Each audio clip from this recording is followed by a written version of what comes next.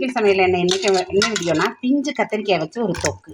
இதுக்கு இந்த மாதிரி 4 நாளாக சின்ன சின்னமாக குட்டி குட்டியாக அரிஞ்சுக்கிங்க. இது நல்லா பிஞ்சு கத்திரிக்காய். இப்போ கடாய் வச்சு ஆயில் வச்சுக்காங்க. கடுகு உளுந்தம் பருப்பு போட்டு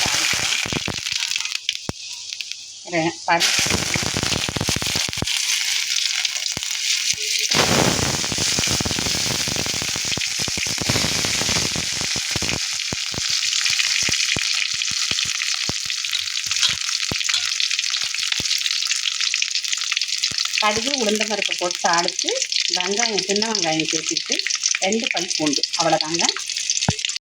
கடுகு உளுந்தம் பருப்பு போட்டு 2 பூண்டு பல் போட்டு வெங்காயத்தையும் போட்டு நம்ம வதக்கிட்டோம்.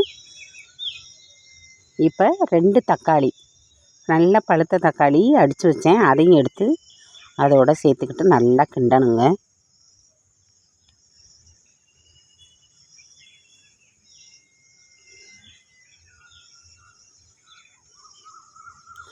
நல்லா வதங்கணும். அது கொஞ்சம் வதங்கினா தான் நல்லா இது பண்ணும், வதங்கட்டும்.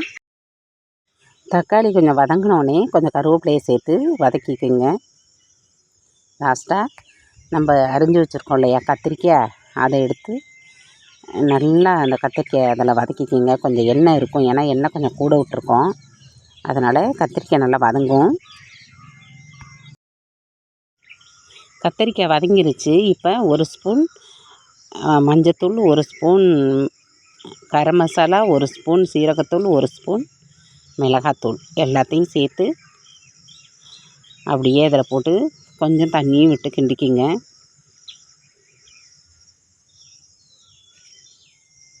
லாஸ்ட்டாக கொஞ்சோண்டு தேங்காய் அதையும் ஊற்றிக்கிங்க. நல்லா கிரேவியாக இருக்கும், அதனால தான் தேங்காய் சேர்க்குறோம். நல்லா டேஸ்ட்டாகவும் இருக்கும். நம்ம கொஞ்சம் வதக்கிட்டு கத்திரிக்காய், அதனால் கொஞ்சோண்டு தண்ணி விட்டிங்கன்னா போதும். தேவையான அளவு உப்பு அதையும் போட்டு கொஞ்சம் நல்லா தண்ணி விட்டுக்குங்க. அப்போ தான் அது வெந்து நல்லா கொழகொழப்பாக அருமையாக வந்து கிடைக்கும். எதுக்கு கத்திரிக்காய் தொக்கு எவ்வளோ செமையாக ரெடியாக இருக்குது பாருங்கள். இதே மாதிரி பிஞ்சு கத்திரிக்காய் கிடச்சிச்சின்னா நீங்களும் தொக்கு வைங்க. இது வந்து சாதம், சப்பாத்தி பூரி கூட தொட்டுக்கலாம், செமையாக இருக்கும். எதுக்கு வேணாலும் எடுத்துக்கலாம். மறக்காமல் இந்த மாதிரி பிஞ்சு கத்திரிக்காயை எப்போயாவது கிடச்சிச்சின்னா இந்த மாதிரி செஞ்சு பாருங்கள்.